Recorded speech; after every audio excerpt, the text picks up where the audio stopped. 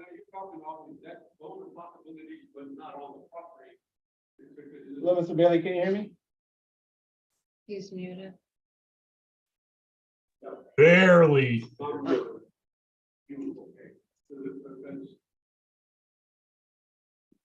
Can you guys hear me?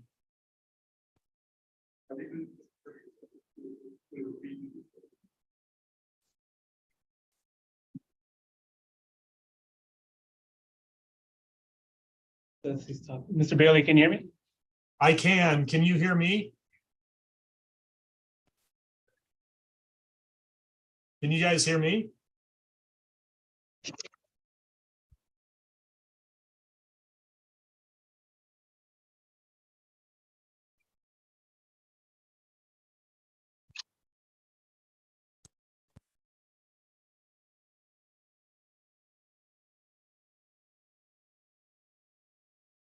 Can you guys hear me? We can now. Okay, yeah, I can hear you. Thank you. We're just waiting on members to come on. We don't have a quorum yet, Mr. Bailey.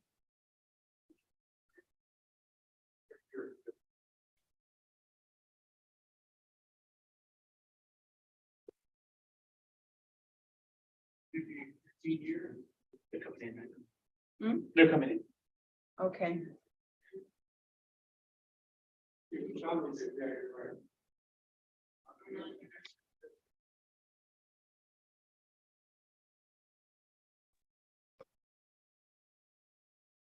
Hey everyone, can you hear me? This is Kelly.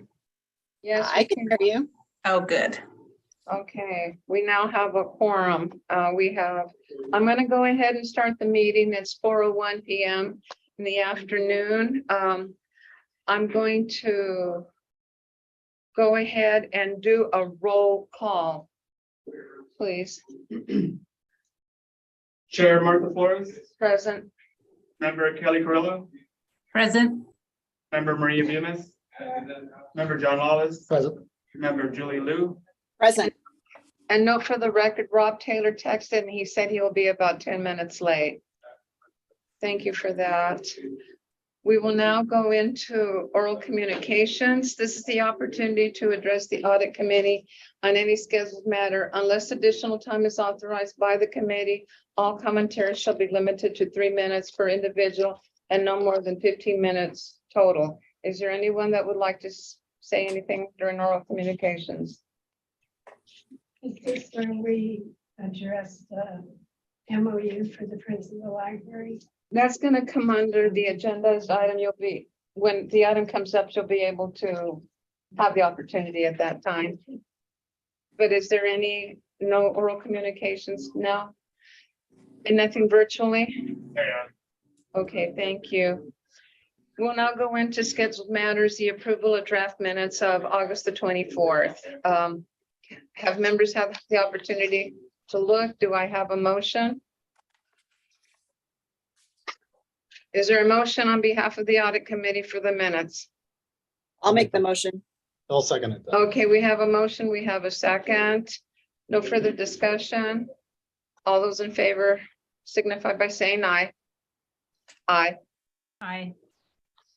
Thank you. We'll now go into the review of the barn theater agreement.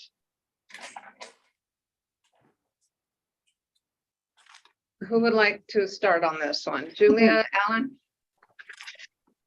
Well, I know that we were going to do some more research. We're trying in our office. I've had our paralegal looking at it and then actually in contact with somebody that she knows over at one of the title offices to see what we can get. So, but she hasn't made much, we haven't gotten the return information yet. We are concerned because it's hard to track public properties because they're not tracked the same way a lot of times, especially park property, stuff that's part of park property.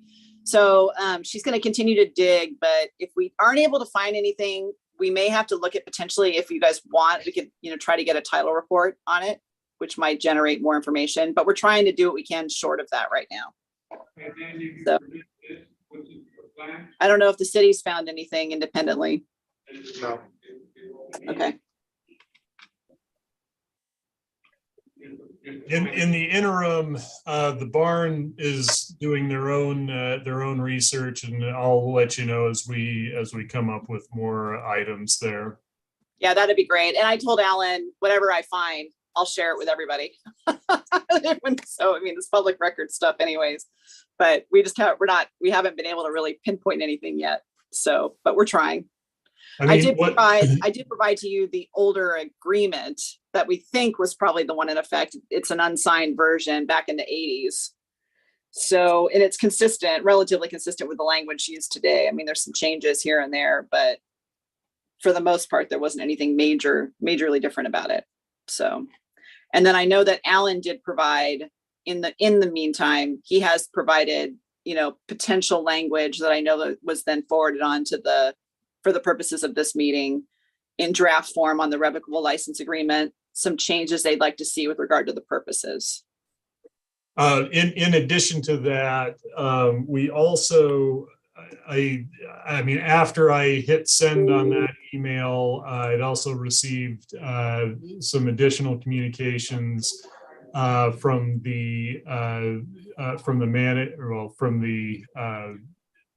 executive management of the Barn Theater with regard to the parking lot and the maintenance of that lot, and also marking handicap spaces and things like that did not make it into that I think we may want to talk about today as well and see where we can go there.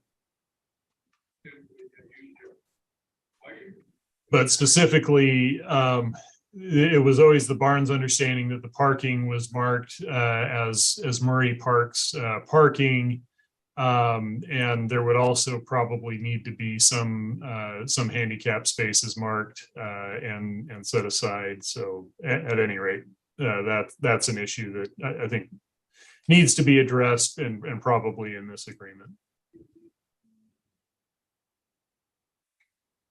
I appreciate the information. We have 2 representatives in-house from the Barn Theater. Just as a matter.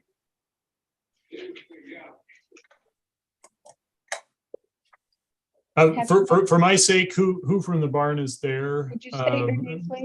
Madam Mayor. My name is Benjamin Willett. Benjamin Willett. Kristen Redford. Oh, hi, Kristen. How are you? I'm good. How are you? Good. Good.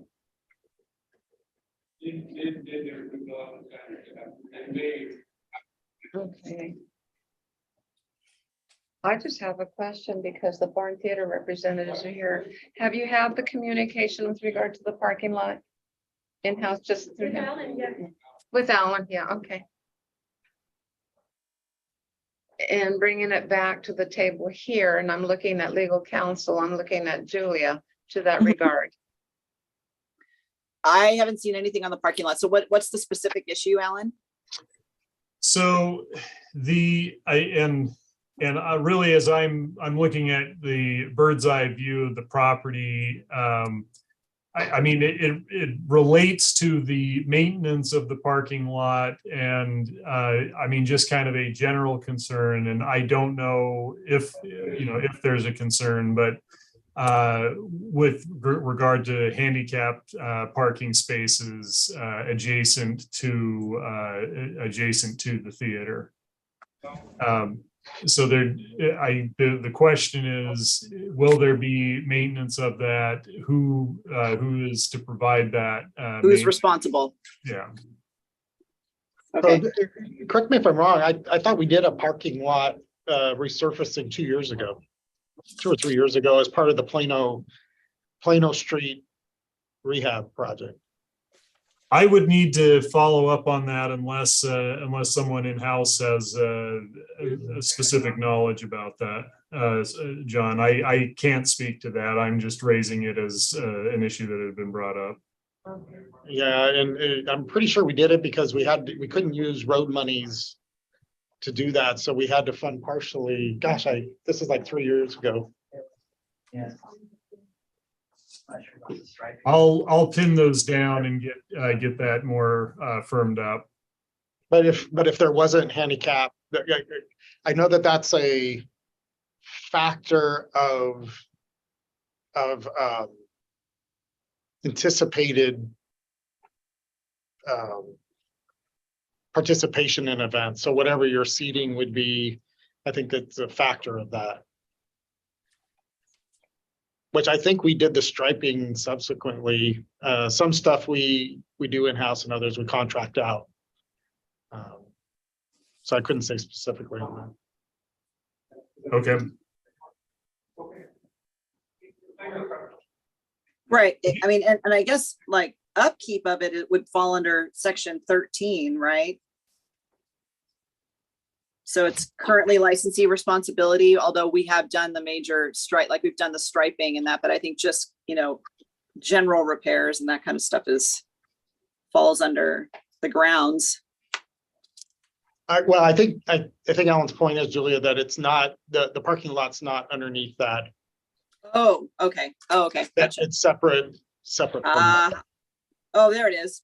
It's in there too. It says licensor shall maintain the turf area, parking lot, and prune trees when necessary. Right. So we did a resurfacing, gosh, I feel like it was 3 or 4 years ago as part of, whenever Plano was done, it was done at the same time. Yeah. Just paid separately. Or I'll- funded separately.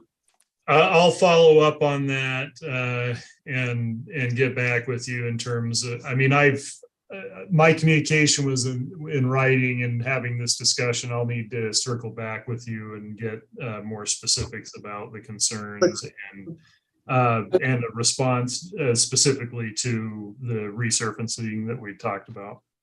Right, but there should be marked handicap for that. Okay. The intelligence I have is leading me to believe that was not the case. So, but I'll double check and circle back. Okay, thanks for raising it. And really, so really what it is, what the committee has in front of it, I think today, and I don't know that we have a final answer until and I know there's still questions on the property and everything else, but there is on page 3, Alan's changes is the meat of the proposal from the Barn Theater.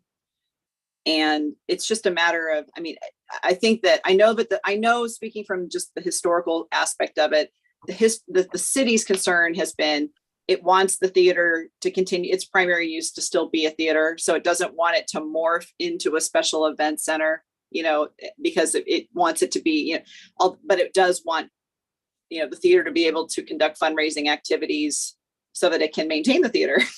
So it's just it's a balance. And what does the committee want to do with regard to that? Are there, I think there are some, from my own perspective as a committee member, I'll take the legal hat off for a second. I think that obviously fine arts performances, recitals, concerts, comedy nights, art displays, art nights, talent shows, dance shows, dinner, those kinds of, or the dance shows, all of that falls within the theater's purpose. I think the minute you enter the party stuff, again, I think that while some of that activity may be justified for fundraising, I don't know that you're going to want to convert, it becomes a matter of whether the city is willing to allow it to convert to a special events center at times, and if so, under what conditions. So that's really the big discussion. And ultimately, I mean, audit committee really isn't going to be the one to make those kinds of policy decisions. It's probably the city council, but they will look to you for recommendations, or us rather, for recommendations. So. Well, this issue initially got raised due to the language that prohibited other people from profiting from activities at the. Right. So if the Barn Theater, I guess following that line of thought would be that if it were a fundraiser for the Barn Theater is one thing, if it's another group that's using the facility to raise money for itself, that's something else. Right. Technically, it could be the same thing. If the Barn Theater rents it out for $500 or something, then there's a little fundraiser for the barn, for the fundraiser. Right, but then that would require a modification of the agreement that says that other parties cannot profit off of the Right. theater. Right.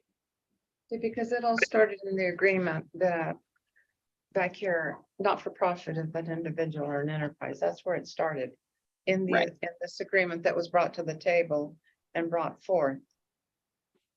And then the discussions have been as to the title report or this, what is it that you're having the paralegal do, Julia, to search the property? Researching the record, the record, yeah, maybe potentially, maybe getting a title report. That'll cost money, though. We're trying to do what we can do for free first. So we're gonna try to trace the history, the documentary history of the property and the deeds and see what covenants and restrictions are on the property.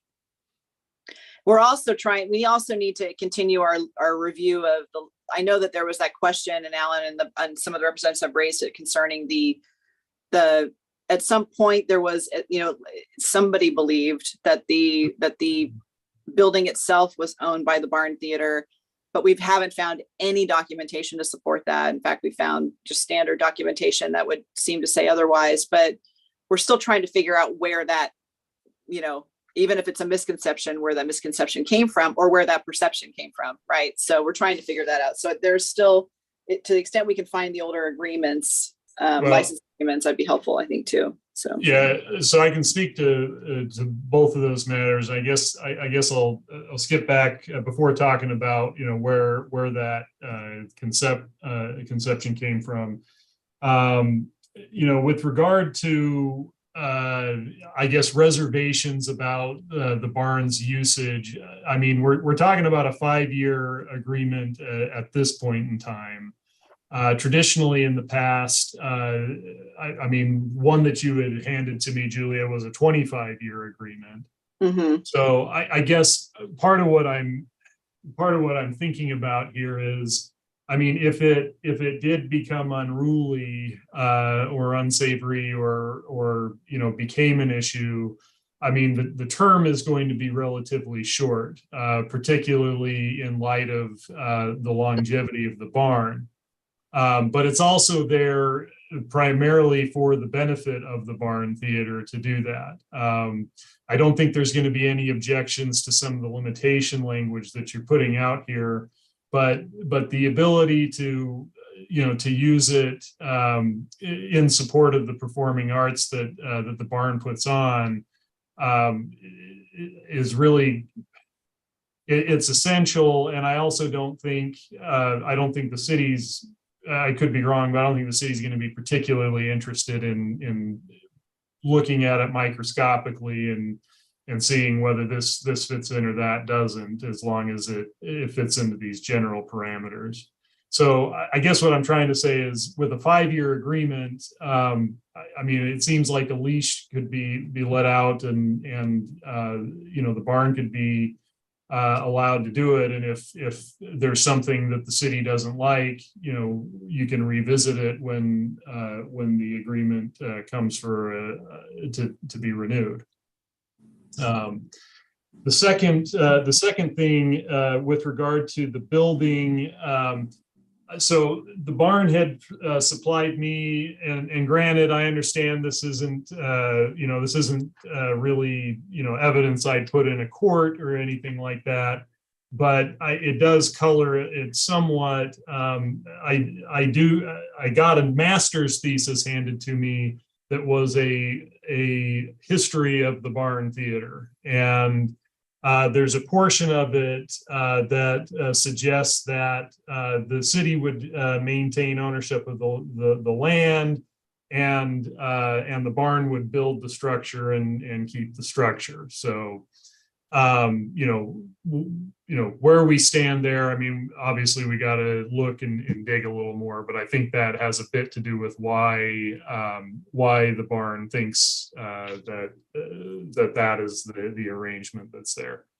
That said, I don't know how much of a difference it makes for the purposes of this agreement anyway, but there it is. Well, is that something you can share with me, Alan, at some point? Yeah, I'll send it to might you. help us look for other documentation. Yeah, I'll send it to you. Yeah. I'll send it over to you. Yeah. Okay.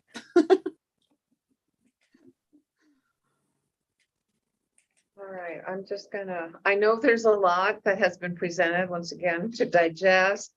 Vice Mayor, I know you're on. What are your feelings to this regard as to where we are right now?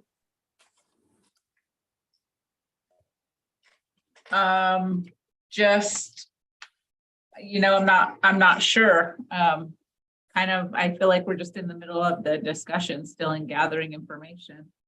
I mean, I agree that we do need some more dialogue about the specifics on the page 3.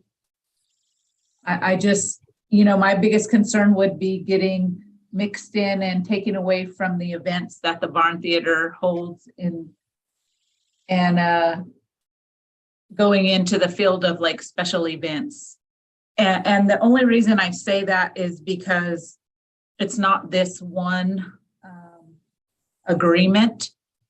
It's all the other things that come up during the city council meetings and things like that of this type of activity.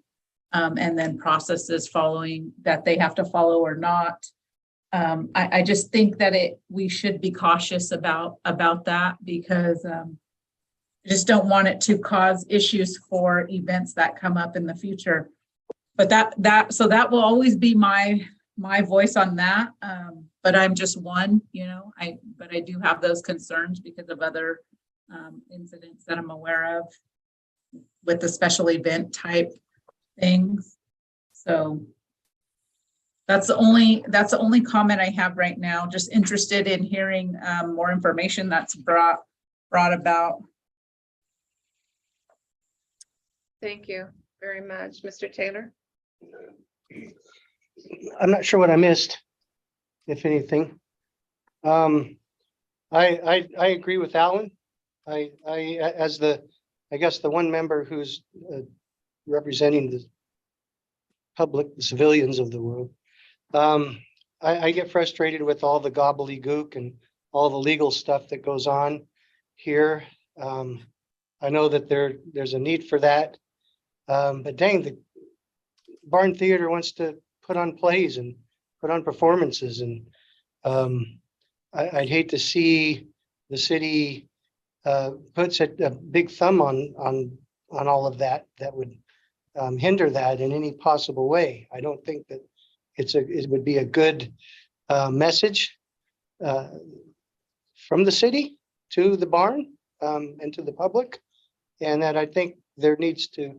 I think the spirit of what's trying to happen here should be considered, and if it's a 5-year agreement, okay, guys, you know what you can do and what you can't, then go do it. Just don't mess things up.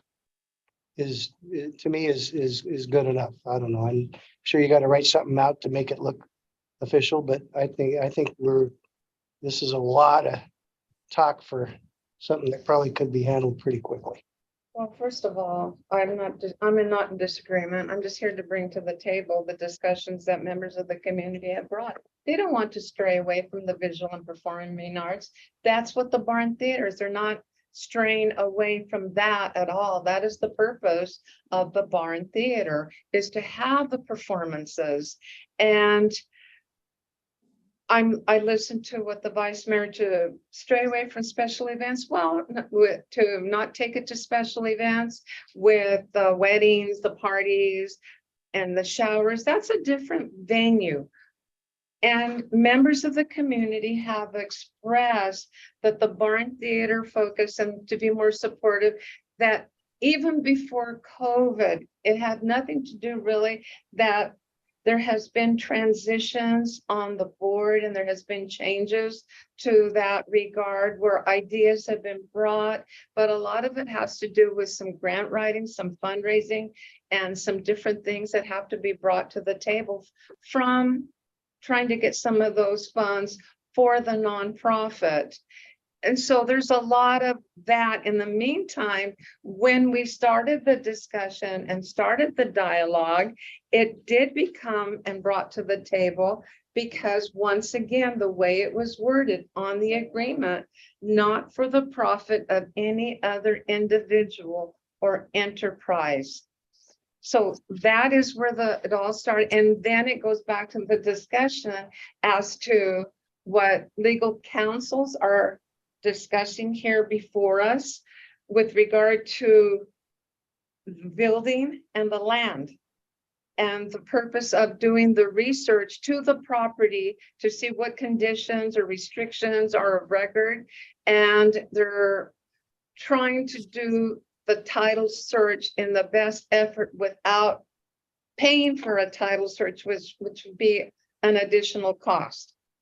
So there's several different conversations to make this happen, but as I'm hearing today, which I'm glad the parking lot issue was brought to the table, because it's the first that we had heard of it here today, and that Mr. Bailey did bring it to us, because that is the conversation. So now that piece has to come to the table so that it can be discussed. They're both going to bring us more information. Well, here's the thing. I mean, there's a couple of ways that we can, I mean, because it is hard to find, part of the issue is just the lack of us being able to find documentation. But I do think that that doesn't have to get in the way of this proceeding. I think that what we can do is provide, a caveat in there, and that takes care of the legalese, as Rob referred to it, whatever. We can throw in language that basically says, we're going to comply with whatever whatever property restrictions or legal restrictions there are out there. And then if we find them, then everything gets read in conformance with those. So it is what it is. So I think that can be addressed relatively simply and doesn't have to hold this up.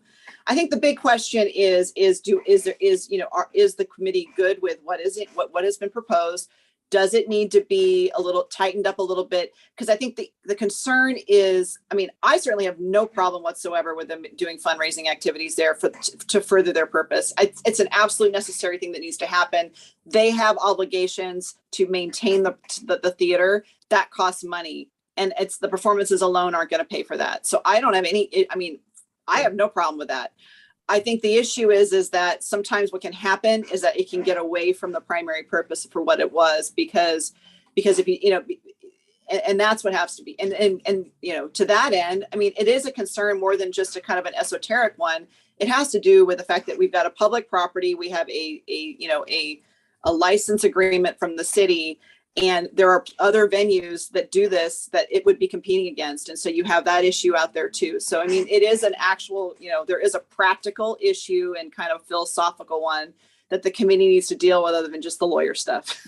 So, but Julia, this property has a reversion on it. So it was donated by the Murray family, and there are conditions when you get the title report. I know I've seen it.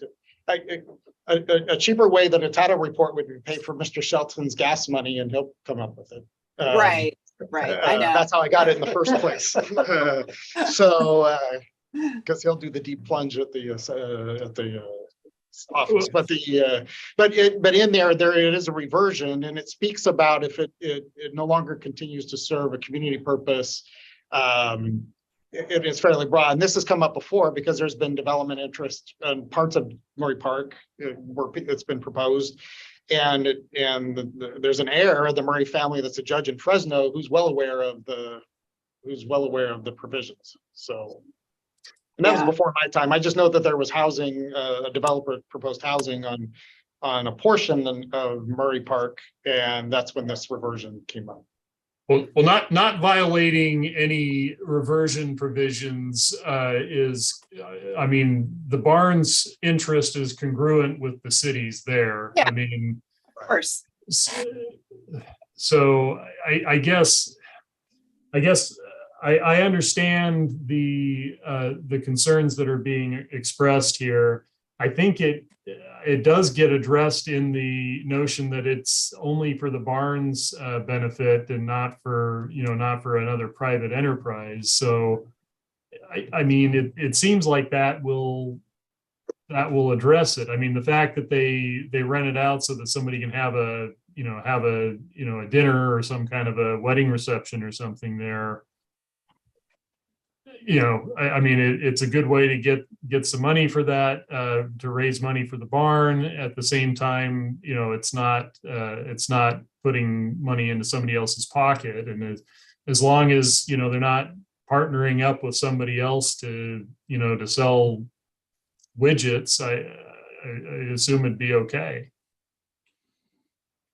And we're not using it to any other advantage other than to further the purposes of the barn theater. which purposes have been in existence for decades now. I'm gonna make this comment. I want the barn theater to be successful. It's important. And if the wording or the stipulation in the agreement has to be for the barn theater benefit exclusive so that no other person gets involved in it, I don't have a problem with that, as it was discussed here. How are you feeling about this, Vice Mayor?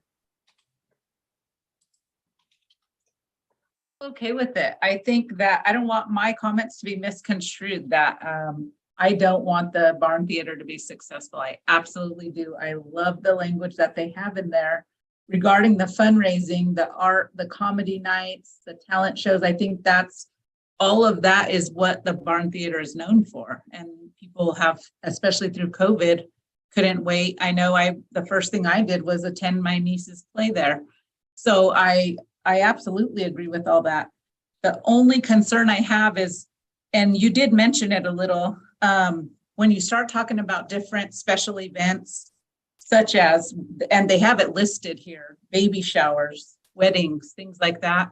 That the only caution that gives me is the other conversations we had. And as far as being a voice for the community, I feel like this is a voice for the community of the entities that do go through that process to be a special event, forum, place, just being cautious of that. Are we okay to go into that space? I think that's the only reason I brought that piece up.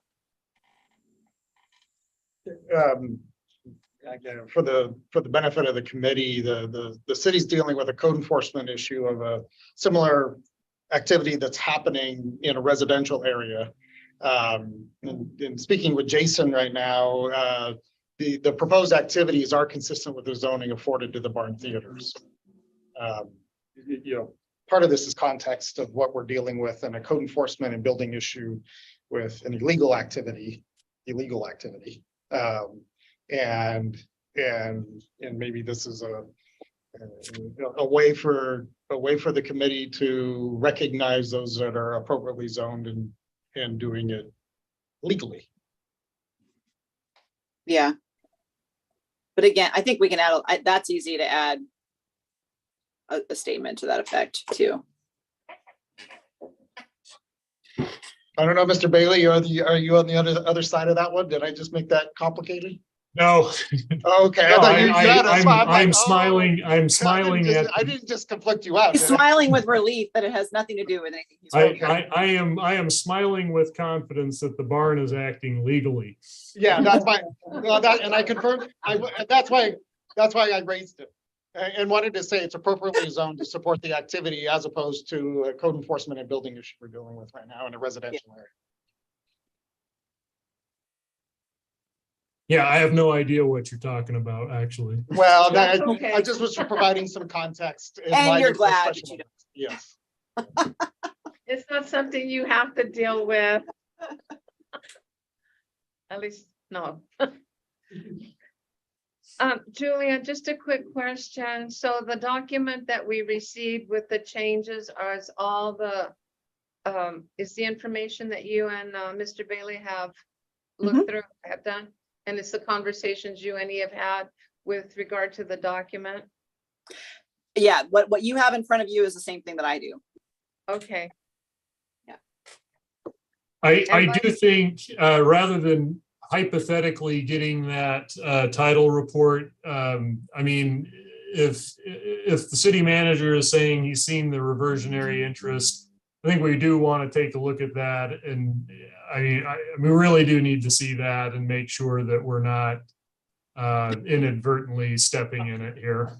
I don't think there'd be any problems for fundraising activities, even the events that benefit the chamber to perpetuate its. You mean the barn theater? That's where I think that. What is it? Slip of the tongue. Barn theater. That never happens to you, John. I'm surprised. It's been a long day. The president St. Clair County EDC. Yeah. Started this. But I think that's where that shall not be used, other people not benefit or profit. So that it perpetuates the use by the Bard Theater for the community's enjoyment and not for private enjoyment or private enterprise. I think that's what that I'm just speculating. This came up when the city purchased the Henry Street property. And there was, looking at all of the area around Murray Park, which was what was under reversion when what isn't. And it was a good example, it was called the unimproved part or Murray Park, or the vegetable garden as some call it. It is not under reversion. That is owned free and clear by the city and was actually discussed as a potential development site by the county before they developed Cornerstone. So just that's a little bit of the background of why I saw it, and that tells you how long ago it was.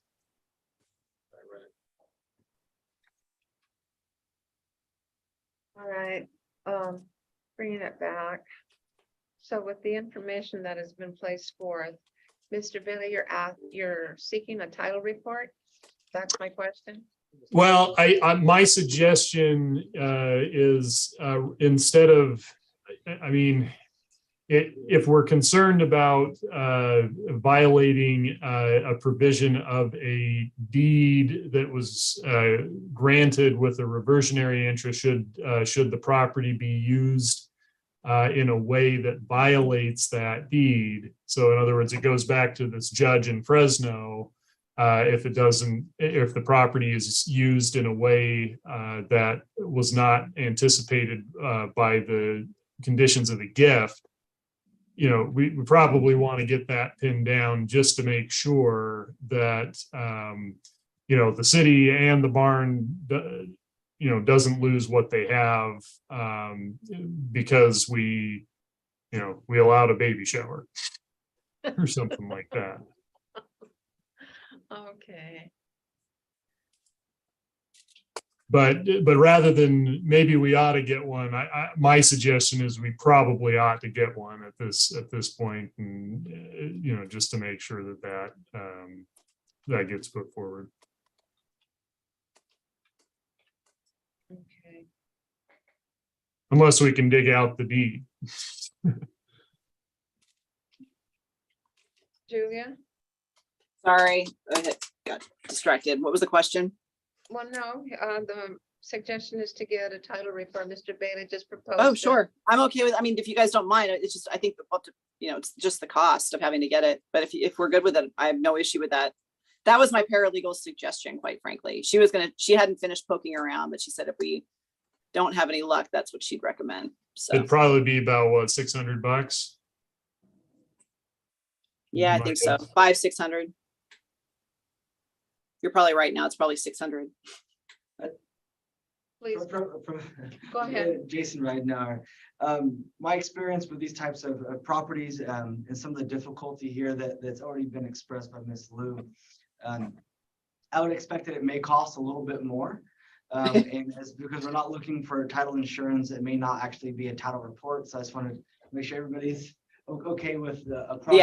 That'll be a document that'll be similar, have the same information. They call it like a property profile or something, right? So correct. And so, but because there's no insurance attached to it, it will not be a title report. I'm more than happy that the city has a contract with First American Title. So I can reach out to them and get an estimate on what that would be. More than likely, because of the difficulty, we will have an estimate and then kind of a rate that they will have charged to it to find the information. We've had this as well with some railroad properties and things of that nature that have been more difficult to find information on. I think it's a legitimate city expense, just honestly, we need to sort it out. It's been kind of one of those nagging things. I'm more than happy to be the conduit on that. All right. So we now have the title report that will be ordered, the profile of the property being ordered. And that would be Mr. Ridenour that would be ordering it. And let's go back and to the document that was brought to the table. Are we going to be bringing this back another time, or are we this draft that was brought to us?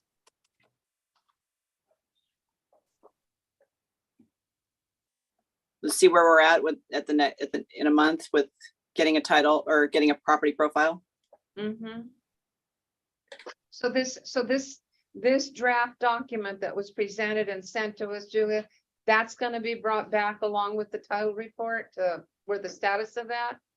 Or is this something that That's what that's what I would suggest. And then Okay. we can go ahead. I mean, I kind of, based on the discussion today, I could come up with some alternative language we could put in there to try to tighten it up if you guys think it's needed. I guess that's the big question. It is a 5-year agreement, so it is not nearly the long term. So that's something we can consider. It really is the discretion of it. I'm just one voice on the committee. Correct.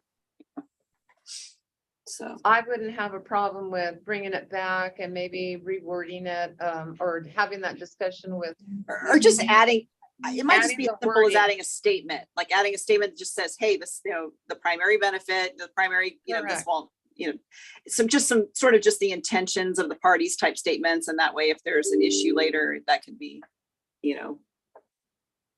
used to help maybe rein in the scope without having to totally change the Yes, agreement. because we would need all of that and a full presentation before it goes to city council for the full council to review it. Yep. Vice Mayor, you're okay with that? I'm good with that. Mr. Taylor, you're Yep. okay with that? Ms. Bemis? You're okay? All right, then that's what we'll do. We'll bring it back again. And that will be brought forth at that time with the changes, and hopefully we will have something on the property with the title. And you and legal counsels will be in communication with each other. Thank you so much. Okay, Thank you. all right. Thanks, Ellen.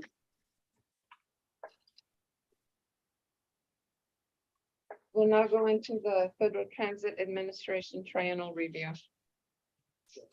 Please. We have with us today, Maria Bemis and Trish Whiteley, who, this was the last, hopefully last FTA audit, given that transit operations are now consolidated under the Tulare County Regional Transit Agency, which at its meeting tonight will make a decision whether or not it will continue to exist. I think it will, but this is a look back over the last 3 years. It's probably one of the most extensive audits that happen in the FTA, and it's so granular. I could tell you stories of how granular this can be, and it's been even more difficult because of COVID. So it was a virtual audit, even on top of that. So with that, what I thought is, just because all audits come back to this committee, this was one that looks back over the last 3 years, up through June 30th of 2022. Right? Yeah. So I guess with that, they look at the prior audit and the corrections that have been made, and actually great strides have been made by the city of Porterville. It's kind of in the I would tell you, having now been through 4 of these now, I mean, it just each time shows just how advanced the Porterville Transit was, which now is actually combined as part of TCRTA. So it's a little awkward when we're talking about this, because it's looking back over the last 3 years and recognizing there's a new entity that's now responsible for it, and they're going to be judged, I would say, by these. So there's things that we're doing now that really aren't to the benefit of Porterville Transit or the city of Porterville. It's more to the benefit of Tulare County Regional Transportation, the new entity, because they're talking about, I guess at that point, I'll kind of hand it off to Trish, who's much more knowledgeable in this. I see it at the 10,000 or 5,000 foot level, but she sees it at the granular level. So. Well, this was my second triennial audit, but kind of was more mine this time because Rich was the TCRTA, so really handy with it. So it is required by the FTA for us to receive these grants from the FTA for our operating projects. That they do this audit actually, they don't like it to be called audit, they like it to be called a review. Okay. So they're very particular about that. So, they review 23 areas, and some of those areas, they don't concern us, school buses, charter buses, those kind of things. So believe our last audit, we had 26 deficiencies. That was my first audit. Review. So you got me saying audit now. Sorry. This review, we only had 10. So that was good news for us. Let's see, our deficiencies that we didn't have any deficiencies in these areas: legal, financial management, award management, project management, program, transit asset management, maintenance, DBE. DBE was a big one for us last time, and we don't have any of that. Title VI, Drug-Free Workplace Act, Drug and Alcohol Program, and the Section 5307 program, and the Public Transportation Agency Safety Plan. We don't have any deficiencies. We had 10 deficiencies altogether, 7 in procurement. That was our hard hit area. So most of them were in like the certifications. So they reviewed 3 different procurement files. It was the transit center project, the purchase of the minivans, and the purchase of the new flyer buses. So in all 3 of those, we were missing our responsibility determination. I've already sent them the minivans and the new flyers. We're just waiting on the transit center. And I've been communicating with engineering that.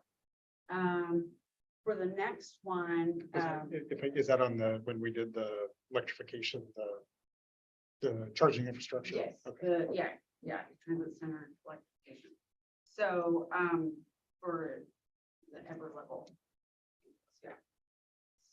So the next one, we got findings in all 3, which luckily they only give us 1 finding, even though it's all 3. But we didn't have the no verification that excluded parties. So it's like the what's it called?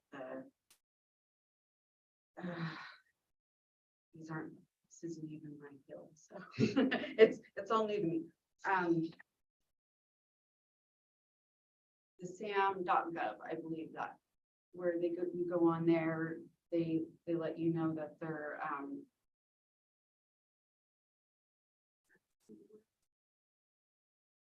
yeah, I think so. Some of these they're really new to me, but I was able to send them all 3 of those documents and close that finding out. The third procurement deficiency was they didn't include any procurement history in their procurement files. So I just had to create a checklist that would ensure that goes at the front of their file. They go through it when they're doing their procurement, going through it and making sure that they have all the documents that are required and that they're following all the procedures to, procure that company or that vehicle or whatever it may be. So that one got closed. The fourth one, this was a same correction because it was this one was improper sealed bid procedures used. So they just wanted a correction on, so that wouldn't happen. So we just included that in our history checklist. So those would go on the procurement. Well, we'll go in procurement files for TCRTA. For TCRTA, yeah. So we were able to close that one. And the next one was a similar thing. It was, we were lacking the required cost price analysis on all three of those. So we would just need, that was included on the history checklist. So, and I also I'm having to update the manual. So that one is not closed yet because there are a few of these things that the transit procurement manual will be updated for to sit there and do anything. So our sixth one, we were missing some FTA clauses within the procurement files. So I'm just having to add those to the procurement manual. And I also created a checklist. So that is checked through every year, making sure, because the FTA is always adding new clauses. So we just have to make sure that those are all in the procurement files. So that one is still open. And the last one for procurement is the pre-award post-delivery certifications. So I was able to get all of those from, we had 2 of them. I was missing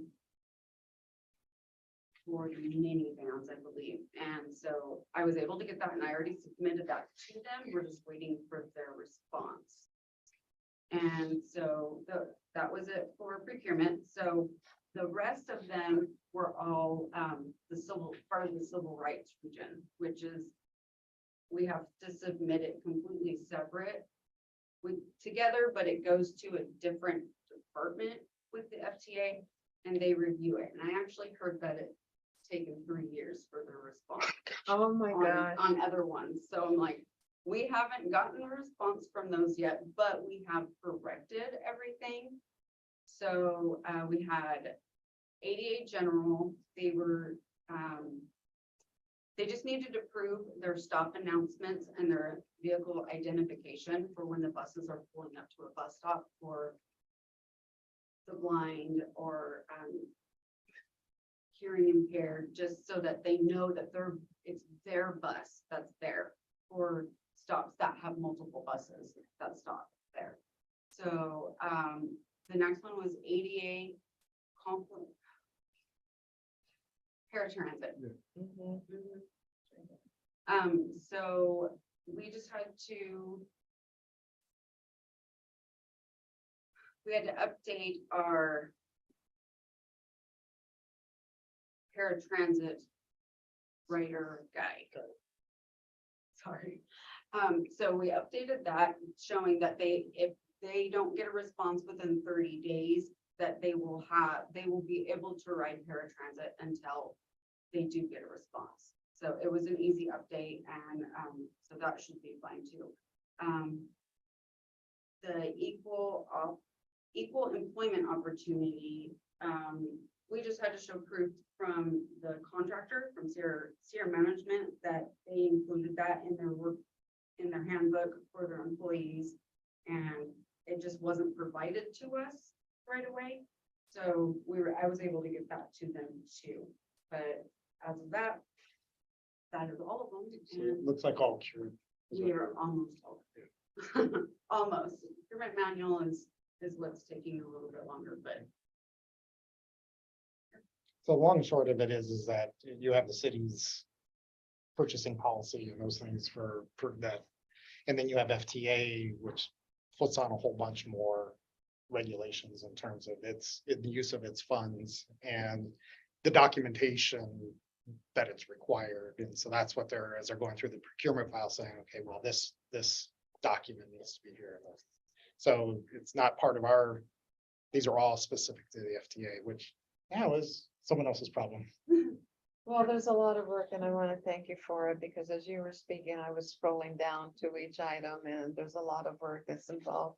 It's a hefty document, and I can see where you did the list of the procurement of the vans and stuff. So as you were speaking, I was following to the items that you were saying. And you said 3 years? So it's the prior 3 years. So now, so Rich is All on, this work and Rich work. is on notice now. Okay. July 1, he's now responsible. All right. Because I'm looking at the participants here. I'm looking at the participants here and I'm just saying, well, there's a lot of work that's involved from the city, from FTA, and then the consulting. So there's a lot of connectivity that to get to where this at. Well, and through all of this, and what I hope the committee appreciates is that in the end, the review will be without findings, because their findings are, these are the pieces that are inadequate, need to be provided to close out. And as Trish says, it gets closed out. I will tell you, there are lots of agencies, and this was even commented as that, man, you guys are so far ahead. In fact, the comment was made, and this is what chafes Maria, and maybe is like, hopefully Trish, it somehow stays connected to TCOTA. They're going to be missing a significant resource as we find other ways to utilize Trish's talents here at the city. Well, and I want to thank you for the information as the changes have been made. You've sent them and I've seen them, and the request and recognizing that here you sent this and you have to send it to another address and it's all part of the package. And yeah, it's all the compliance that you have to follow through. I can appreciate it. So it's a long. Anyone else have any comments? I'm just grateful that there is somebody here that put it together and was there to respond to each item. A plan of correction.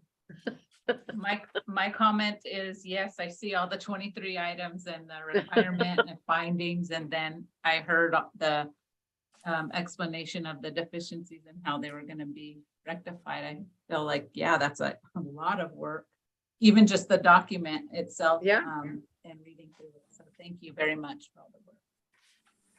Thank My you. comment is, I think we can deem this has been received. Yes. On to the next thing. At the pleasure. Thank you so much for that information. It is appreciated. You are appreciated. Okay. Maria appreciates you. Yeah. Yes, she does. Maria Thank you, guys. appreciates you. Thank you. All right, we'll now go into the review of the status of pension obligation bond validation system. Yeah, this was discussed last meeting, and such has been provided a copy of the findings of the court relative to the there was no persons that challenged or Right. questioned this, and it was a determination of the courts that the city could proceed should it choose to do so. So this will be being entertained by the city council, probably first in the November timeframe, maybe December. Rates are very up, obviously right now. So, and there was language built into the pension obligation bond policy as it relates to the spread that would be necessary between rates and the interest charged by PERS. So this is just really for informational purposes. I don't see Bud's not on or anything like that. So No, because it was brought, yeah. yeah, so this is they remain in communication with us, and there has been some preliminary work done on a preliminary offering statement, basically just to get it prepared in the event that rates become favorable to that, which could happen in several months. Just really all depends on a number of economic factors with that. And then ultimately the decision of whether or not that's the best strategy by the city to address long-term pension obligation, unfunded pension obligations.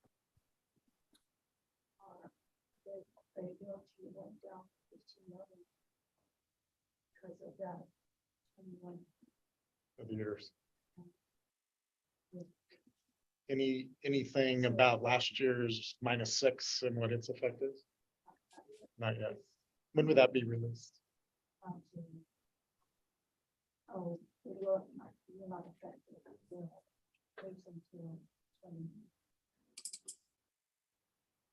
right, but Oh, it's so as you said, it went down 15 million. How much did it go up from -6? Okay. Thank you. Maria, give it to Maria, take it. No way. She gives and she takes. That's Yes, what's. we do that all the time. Maria, give it. Maria, take it away. All right, thank you very much for that. We'll now go into the review of the proposed Friends of the Library lease Right, agreement. so this is new business. This is, item was prepped by Donnie Moore, as proposed, almost a month-to-month lease agreement of what used to be the Hoagie's restaurant. It is, a facility owned by the city.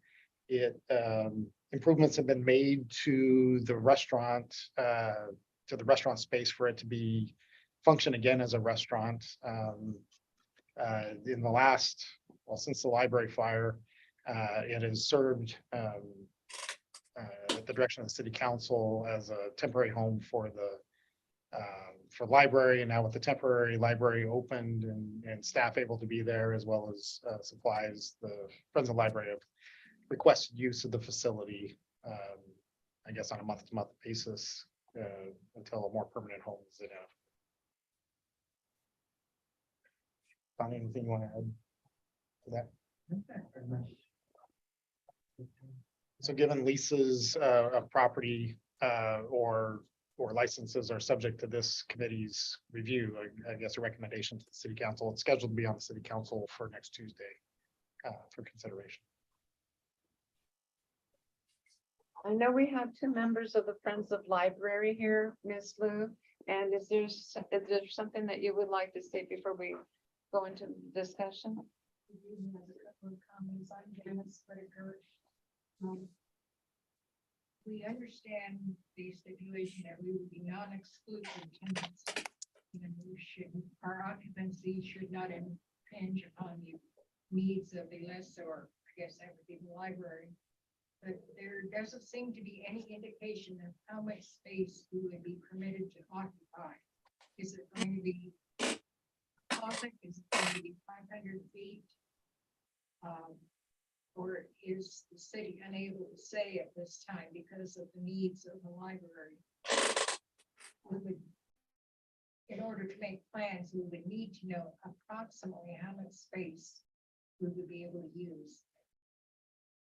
And just to add to that. And your name, please. I'm sorry, I'm Kat Beck. Thank you. Library treasurer. Who are we sharing the facility with if it's not exclusive? Or why could it not be exclusive? I mean, we would prefer that, of course. We've been homeless since we moved out of the Spencer house, so we have tons of boxes of books in storage at Shelter Workshop Facility and over on Prospect and in Hoagie's. So we would like to be active in this new facility. So we would just like to know, who are we going to share with?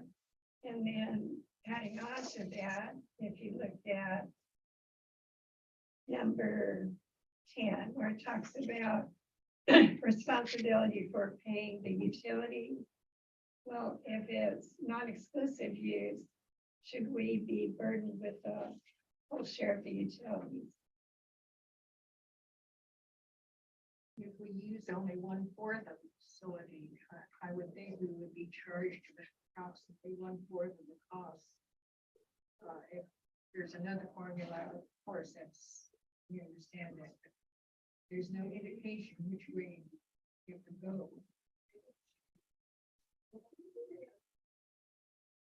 As of now, I'll have to check with the library, but I know Leisure Services doesn't plan on utilizing any part of it. So I was under the assumption that it was going to be if the library could get entirely all their stuff out, that it would be exclusive use. We were there as recently as Saturday, September 24th, working with the library on an event. And if you were there, you would see how much space they are needing right now. So it's hard to visualize what we can do, what we will get. Well, that would be good if you could get that clarification first time. Sure. And just a minor comment, we're officially the Friends of the Porterville Public Library. So I don't know if it needs to have our official title in the first paragraph there or not.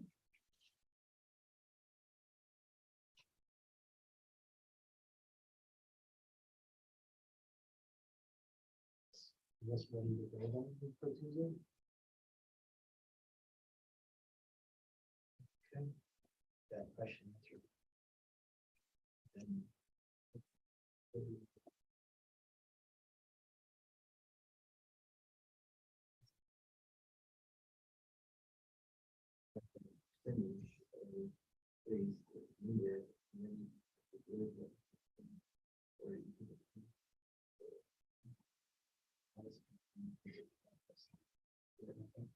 I think the library, some of the books that are currently in there, I think their purpose is that they would be the Friends of Library books, and they say.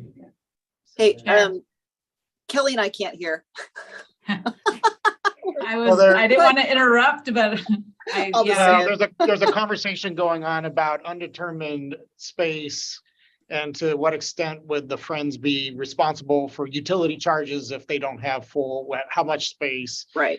And there's a question about whose books are whose. Okay, so can I ask the big question here? Because I actually looked at this just from legal perspective for Donnie a couple of weeks ago in preparation for putting it on the agenda.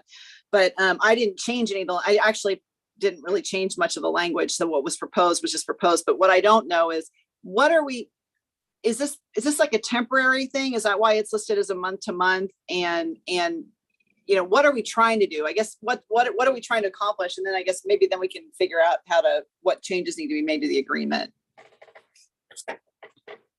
Well, the Hoagie space, so it was well, I call it Hoagies. It was last occupied by, what's the name of the by the Lunchbox, and then they went bankrupt.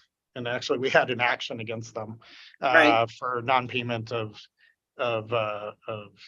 lease payments. To have it repurposed as a restaurant, there needed to be an upgrade of the restroom for ADA compliance, which the city paid for because it owns the property. We did. So it is ready to be, I guess that becomes just the question of, and why it is a temporary use is that it's built use. It has a hood and everything is to operate as a restaurant. So we're looking to lease it out to Well- on a more permanent basis to a restaurant. Right. So this is a temporary use situation that's being proposed. What's the lease rate on that space? 2017, the appraisal of the lease rate was $3,600 a month. So that really becomes a question. So it is an enterprise for the city. It was in the acquisition of Centennial Plaza that it has, and we have other parts of Centennial Plaza under lease by Sierra View as an example, where they continue to operate their physical therapy. So it's because the city does support some of the local nonprofit entities, and the Friends of the Porterville Library has been one of those in the past, is to provide that. But if there were to be and we have had folks express interest in it in the past, the ability to be able to relocate Friends. And again, we purchased another building very near to this on the corner of Cleveland and Second, which has 2 spaces in there, which could potentially be used. But it's facing similar issues because the Friends operate as a retail because they sell books. That opens it up to having to have ADA. Right. Because you have to have ADA. So there are ADA. Accessibility to the public. Yep. ADA improvements that have to be done to those restrooms and those 2 facilities as well. Question on that, on the income, excuse me. Would there be a difference if we were not to charge for each book, but accepted donations only? it gets to the public access and Yeah. welcome to the government. So. I don't because think it's a gonna matter. governmental- But I yeah. don't think the retail sales even matters as long as it's accessible to the public and a service. See, is this being is the provided to the difference public. between the private business operating there versus the government. So when the government owns it, then it goes back to the parking lot question on the Barn Theater, which we. I used to work for the government. Okay, so you know what I'm talking about.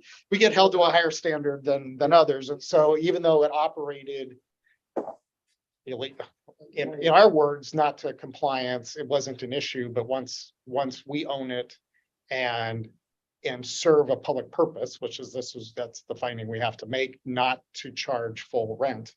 That's why I was talking about the 3,600.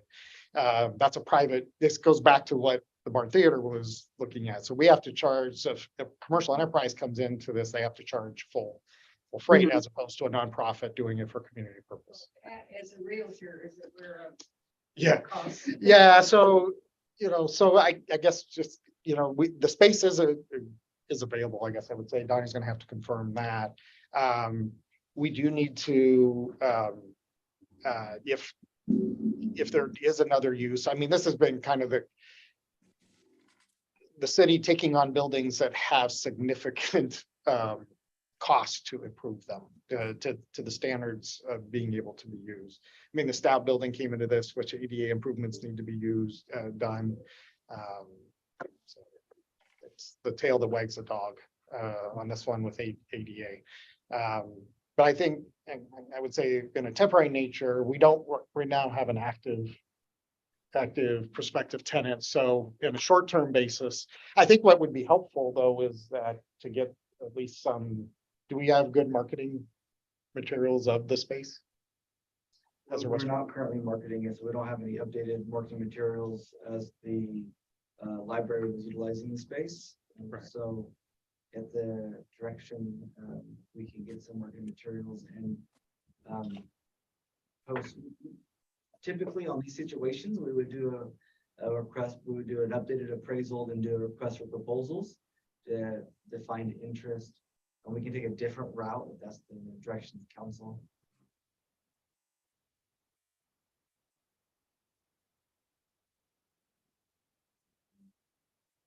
Kind of in a related, so Sierra View was renting one of the, they're on a month to month as well.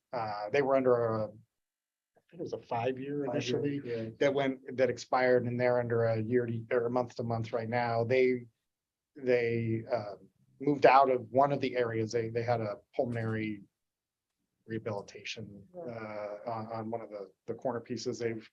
They've removed that operation, but they continue to do the physical therapy, which they talk about relocating that in the next 12 months.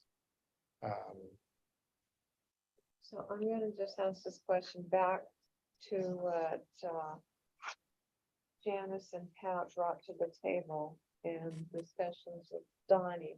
Is this something that will be ready to bring to city council? Or is it something for the next meeting? Is that the goal? So that the full council can look at it? There's a placeholder for this next agenda. If everything. There's a space holder for that? Okay. I mean, it sounds to me like it might be, I'm sorry, I didn't mean to interrupt, but I think it might be better if to achieve the purpose. I mean, we can, the Correct. month to month makes sense now, understanding what we're dealing with. I think that we could probably maybe tighten up the language though with regard to the space, and that way it could be exclusive, but to a specific space, and we determine what that space is. Right? That was the other issue I heard. Yes. They wanted to know the space, of course, and then the fact on number 10. That way they have some assurance of what it is that they actually have exclusive right of, so that somebody can't. And that'll also help with the utility issue, right, too? Correct. Because I think the only other use would be if the library were storing materials there, because they have insufficient, if they would have insufficient space at the temporary library facility. Right, so we could even spell that out. I mean, and then that just, it's an exclusive right, but there's permissions to allow the, the city's use through, the city's library use or something. To the extent it doesn't interfere with their, I don't know, we could add something that would deal with that. I think that needs to be determined I guess it would be good to get just some direction from the committee to then, before this shows up on the agenda, maybe we push this from next Tuesday, the following to the 18th. Or unless you can get that I just determined know, by tomorrow. yeah, I'm seeing if it gets back, but I know staff last week has been moving things out of there that was the libraries, just in preparation to give you exclusive use if this were to be approved. They needed to go through stuff anyway. It's been a while, so, I'm pretty sure it would be exclusive. No one else in there, as far as the library. Like I said, there's not gonna be any other department that I know of that, you know, will be in there, have any, be in there, so. Okay.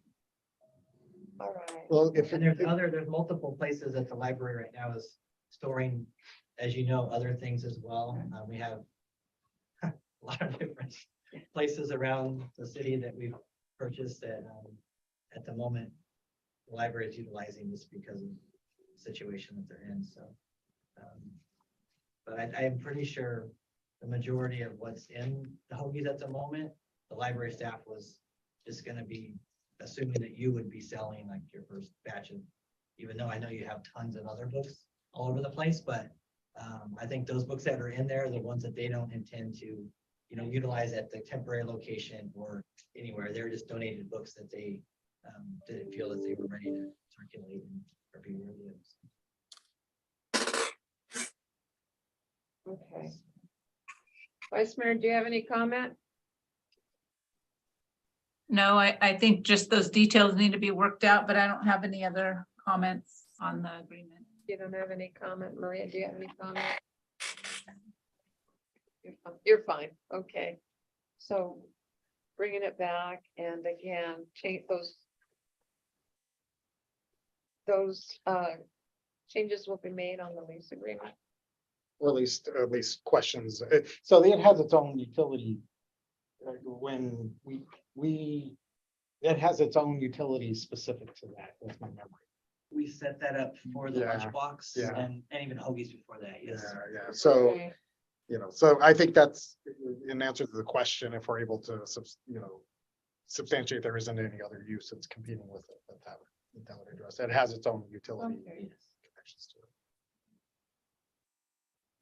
So again, if there's a space holder, if for some reason it doesn't make it to the council, it'll be on the next council meeting. Okay? And that communication. No, thank you very much. All right. It is appreciated. Glad that you came in. Okay, have a good evening. Thank you. All right. Okay. I hate ADA.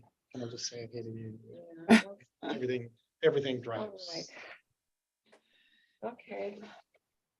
Now we'll go into other matters and we're bringing the barn theater back.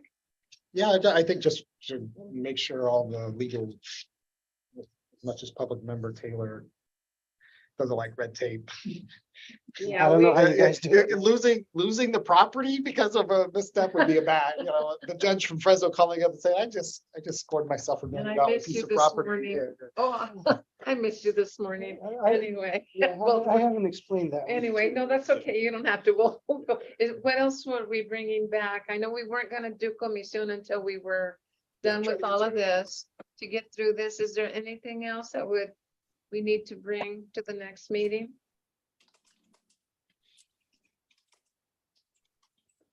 Can you think of anything? If you do between now and then? The audit has started.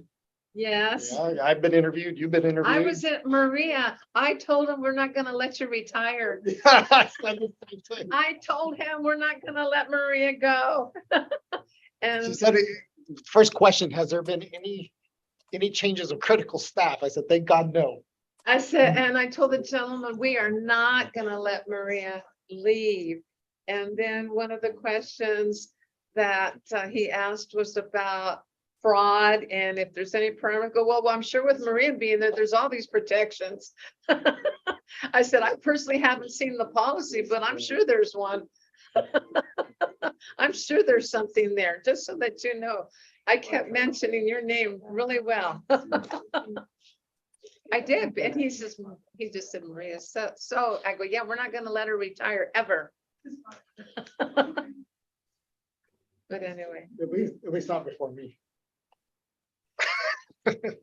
okay, so if there's something else that comes up, Yeah, that, Donnie and Jason were just mentioning the Kiwanis. Okay. One would be, so we have a park, several significant park projects that are Okay. queuing up. One, the rest of there's received federal funding to do the rest of the trail, the lighted trail around Veterans Park. Plus, we have planned improvements for, on the,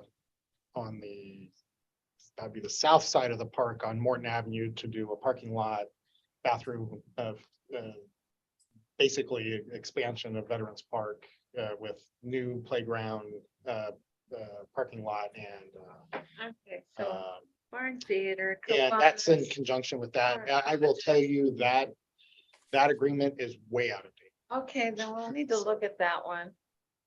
And we need to schedule the next meeting. How about the 26th of October?